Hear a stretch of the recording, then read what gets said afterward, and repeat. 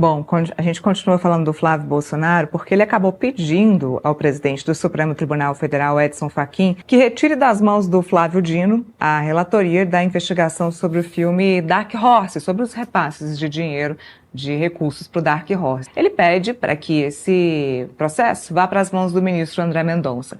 E qual é a justificativa? Evitar decisões conflitantes, já que Mendonça também analisa outra apuração ligada ao financiamento do filme. Tem matéria no portal Metrópolis, eu nem estou com ela aberta aqui, deixa eu abrir com vocês, mas tem matéria também do Dark Horse, desse pedido, para que o processo vá para as mãos do ministro André Mendonça, por vários motivos. Um dos motivos é porque o André Mendonça já tem um processo Bolsonaro para o Supremo Tribunal Federal. E aqui tem um detalhe importante, porque por que esse tema foi parar na mão do Flávio Dino? Porque o ministro Flávio Dino é o relator de todos os casos que são relativos a emendas parlamentares. E dentro dessa investigação do repasse de dinheiro para o Dark Horse, há aí uma investigação específica de parlamentares da direita terem enviado dinheiro para pagar o filme, para custear o filme. No português bem claro é isso. E além de parlamentares, há também uma investigação da Polícia Civil de São Paulo que investiga se uma secretaria específica, se eu não me engano, Secretaria de Cultura ou Secretaria de Turismo, podem me corrigir aí, mas uma secretaria específica da Prefeitura de São Paulo também teria desviado recursos que iriam para a instalação de pontos de Wi-Fi na cidade para custear o filme Dark Horse. Então, por isso... Inovação e tecnologia. Isso. Obrigada, Renato. Obrigada. Eu não me lembraria jamais o nome. Mas, por isso, está nas mãos do Flávio Dino, porque ele é o ministro que trata de toda a investigação e de tudo que diz respeito a emendas parlamentares. E quem impetrou a ação no Supremo Tribunal Federal acabou pedindo, inclusive, que caísse nas mãos do próprio ministro Flávio Dino. Então, tá aí, o Flávio Bolsonaro, em época de pré-campanha, tentando mudar a destinação da relatoria desse caso específico para ver se ele consegue um fôlego e evitar que a campanha dele desmonte ainda mais por conta do caso Dark Horse. E aí, já passo a palavra para o Felipe. A mudança de relatoria para o André Mendonça pode, de fato, beneficiar o Flávio Bolsonaro? A gente tem que levar em conta que o André Mendonça hoje é relator de casos importantíssimos dentro do Supremo Tribunal Federal e grande aliado, amigo próximo de quem? Michele Bolsonaro. Leila, tem questões internas do Supremo Tribunal Federal que realmente eu não consigo entender, né? É porque todo mundo sabe que o grande escândalo, pelo menos que foi mostrado recentemente sobre esse assunto, foi o áudio do Flávio Bolsonaro para o Daniel Vorcaro, pedindo dinheiro, né, para o filme Dark Horse, da monta de mais de 150 milhões de reais, se não me engano. O valor é astronômico. Passava de 100 milhões de reais, né? E boa parte dele foi transferido para o Daniel Vorcaro, por meio de vários subsidiários do Banco Master, para a produtora do filme sobre Jair Bolsonaro, né? Inclusive, parte foi para os Estados Unidos, né, com o advogado do Eduardo Bolsonaro, que tinha um fundo, né, que supostamente era envolvido no pagamento de despesa do filme. Então, pela lógica, né, esse caso tem que ir para o André Mendonça. E mais ainda, né, eu lembro que tem um processo, né, que caiu nas mãos do Alexandre de Moraes exatamente sobre esse assunto, né? E o Alexandre de Moraes pediu para o caso se encaminhar para o André Mendonça. Então, o André Mendonça tem um caso semelhante sob a sua alçada, que investiga exatamente recursos que foram dados pelo Daniel Vorcaro para o Flávio Bolsonaro e a ligação, né, e expandiu a investigação, inclusive, para verificar se o dinheiro foi, de alguma forma, repassado para pagar as custas da vida do Eduardo Bolsonaro nos Estados Unidos. Aí agora, né, resolvem colocar mais um ministro na jogada, porque tangencialmente, né, algumas emendas parlamentares de uma monta menor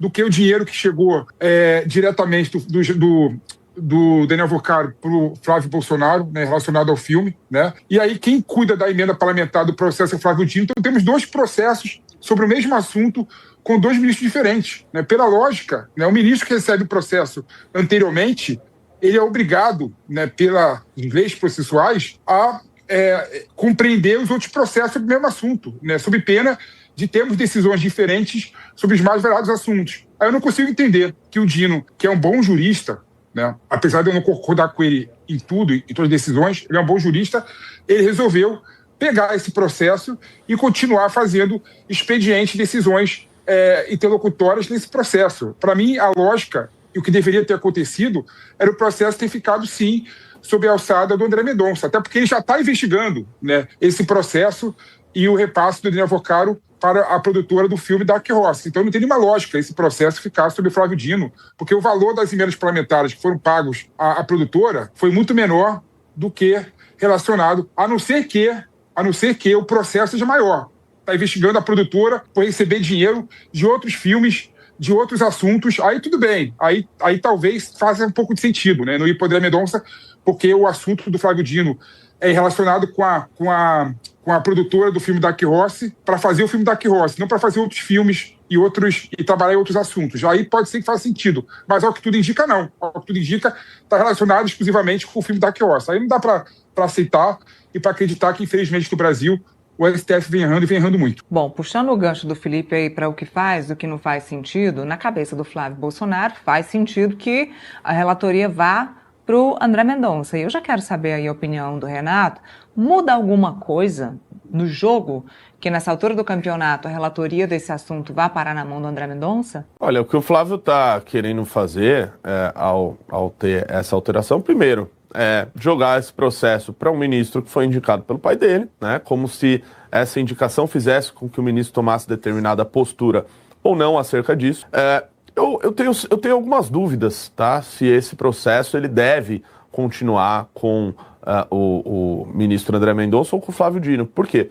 No caso do Flávio Dino, né, ele está investigando as emendas parlamentares e eu não acredito que essa monta que tenha sido direcionado tanto por deputados estaduais aqui em São Paulo, deputados federais, né, mandaram milhões de reais ou seja para essa produtora, ou seja por organizações que eram lideradas pela tal da Karina, né, que estava à frente aí do Dark Horse, me parece que são valores bastante relevantes. E que se já está tendo essa investigação acerca das emendas parlamentares, de como elas foram utilizadas, há um motivo, e eu entendo motivo, de estar com o Flávio Dino. Como também há um bom motivo de eventualmente continuar com o ministro André Mendonça por toda a investigação envolvendo o Banco Master. Eu acho até que fica um pouco ruim até para o ministro ter que pegar esse caso do Dark Horse para ele, uma vez que ele tem feito um bom trabalho na relatoria do caso Master, mas é aquilo que a gente falou sobre o assunto anterior. É um tipo de caso de corrupção, né, que envolve os mais diversos lados. Então, da mesma forma que foi feita a operação correta lá na Bahia, envolvendo o senador, ex-líder do governo, Jacques Wagner, também pode-se imaginar operações sendo feitas com o ex-ministro João Roma, com outras pessoas que tiveram envolvimento com o governo Bolsonaro, como teve o caso do Ciro Nogueira. Aparentemente, o ministro André Mendonça está utilizando a mesma régua para ambos os lados e é assim que deve ser feito. E espero que, se o caso do Dark Horse chegue até as mãos dele, ele também haja dessa maneira, como tem agido até o momento, de maneira correta na investigação do Banco Master. Será que eles esperam, eu já emendo aqui com o Renato mais uma vez, será que o Flávio espera que o André Mendonça possa minimamente prorrogar essa história para depois das eleições? Porque uma coisa é julgar, alguém vai ter que julgar de qualquer forma, definir a história, mas se isso for prorrogado para depois das eleições, já é um ganho muito grande, né? Sem dúvida,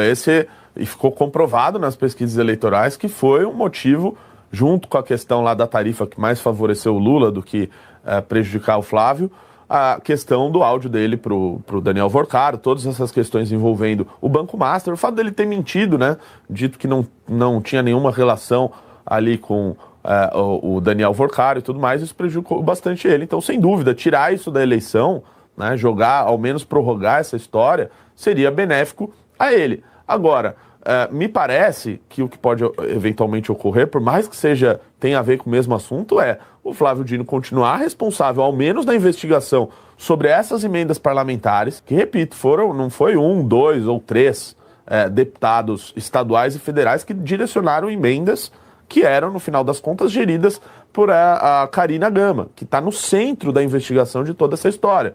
É preciso saber se esses projetos que foram supostamente financiados, se eles de fato ocorreram, se houve qualquer tipo de superfaturamento nessas emendas parlamentares e se isso foi utilizado, seja para fazer o filme ou seja para ter algum investimento de campanha não contabilizado.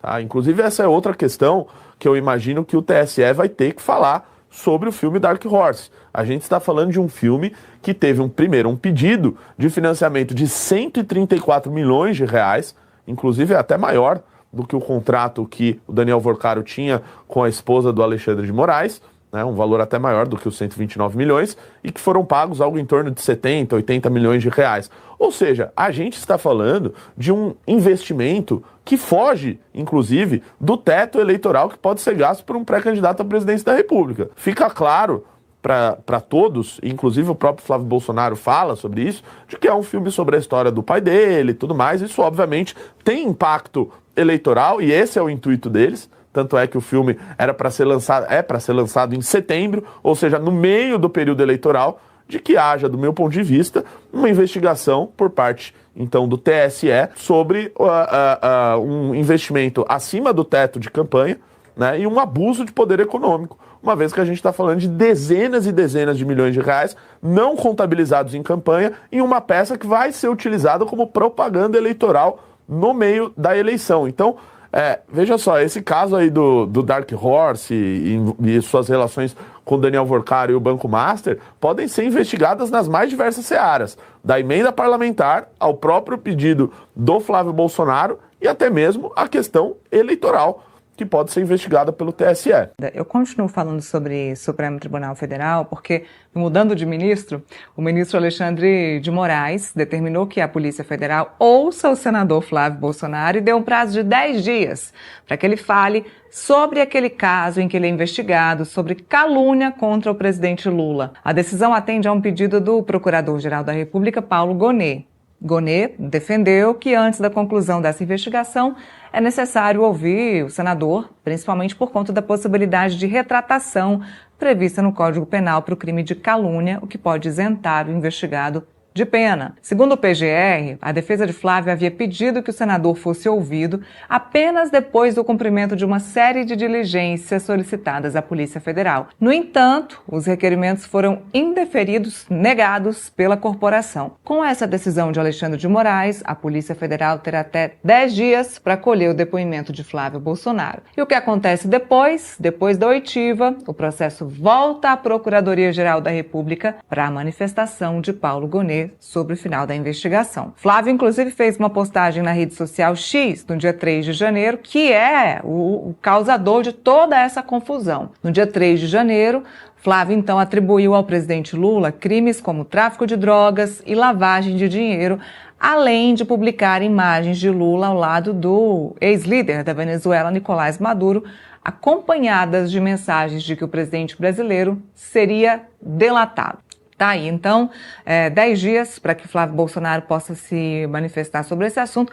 Felipe, o que tem de Flávio Bolsonaro junto ao Supremo Tribunal Federal não é brincadeira, né? A gente só está falando disso aqui. E esse caso, a gente já contou várias vezes aqui no nosso programa, sobre essa história de calúnia contra o presidente Lula. Também, juntando isso, já falamos muito sobre a questão de judicialização esse ano nas eleições. Não que nas eleições passadas não fossem diferentes, não tenham sido diferentes. Houve judicialização? Houve. A gente pode esperar que esse ano seja ainda pior no quesito judicialização.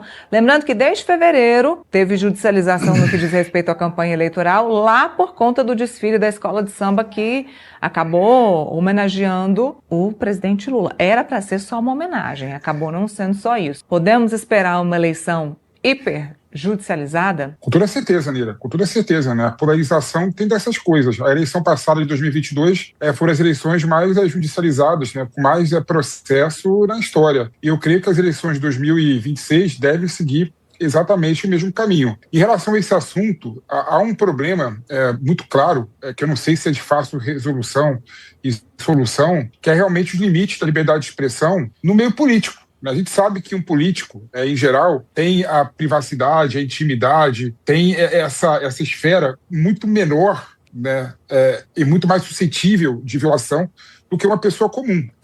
Então realmente são questões que os tribunais têm que se debruçarem, os tribunais têm que resolver a situação de forma equânime. Né? Por que eu falo de forma equânime? Porque eu lembro, por exemplo, que no Tribunal Superior Eleitoral, o Flávio Bolsonaro entrou com um processo contra o Boulos, né, pedindo para o Boulos tirar um post contra ele